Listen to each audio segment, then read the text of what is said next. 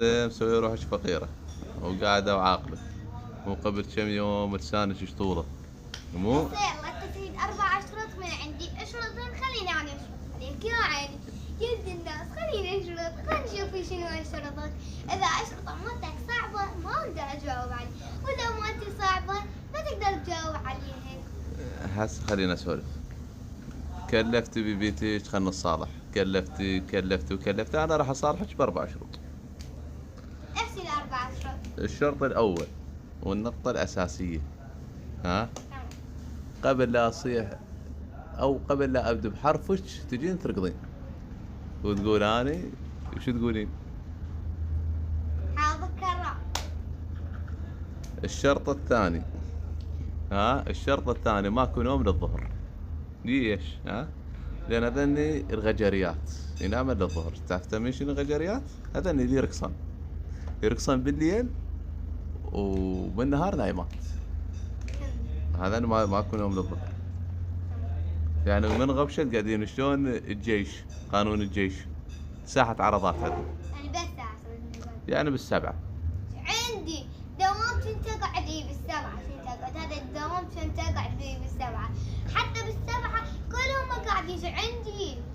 المهم الشرط الثالث الإدامة.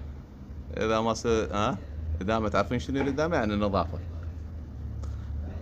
بدون ما تقولين هذا مو شغلي، هذا شغل فلانة، هذا شغل، لا، كل شيء تشوفينه تشيلينه. تمام. الرابعة هو الأخير يصير الأساس الأساس الأساس الأخير. الأخير شنو نفرض عليها من شرط؟ شنو ايش؟ الشرط الأخير كل يوم انا موجود ما موجود تروحين تسقين هاي الحديقة. هاي الشروط اللي عندنا. الشروط اللي عندي. ثاني الشرط اللي شرطته شو اسمه، قاعدين من 7 الصبح ايش عندي اني، بس يلا يعني اقعد تكون التسعة اقعد ويا عمه، 9 احنا نقعد. ايش تقوم بدال؟ ها روح يلا روح وتعال اكمل. المهم نرجع للموضوع بعد شدك. أنا أول شرط عندي، الشرط الأول يكون يعني أنت قلت لي بعد ما نكمل اسمك تجيني وقتك، هذا إيه لازم، بس من أقول لك كرر أصبر، أنا عندي شغلة بيدي شغلة صاحاني مو قبل زعلتني بيدي، أقول لك بيدي شغلة خليني أروح أدي أرجع.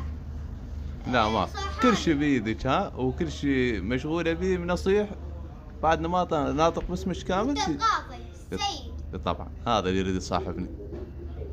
هسه بقى مثل ما قلت لك، هاي شروط. انا عندي الشرط الاول، الشرط الاول انا ادش بيه، قلت لك الشغله اللي بيدي اهدها واجي، اهدها واجي.